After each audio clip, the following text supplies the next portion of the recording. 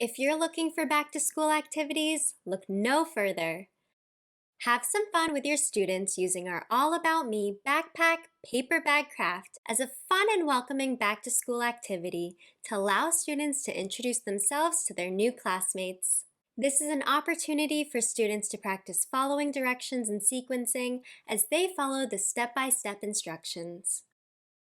For a literacy-based craft, our Build a Pencil Name Writing Craft is a fun, hands-on activity to develop students' name writing, letter recognition, counting, and fine motor skills. With this craft, children will build a pencil using the number of letters in their name. They will count out the pencil pieces, write each letter of their name on a piece, and then assemble their pencil. Last but not least, check out our first day of school craftmobile that can be hung around the classroom or as a keepsake that parents will love.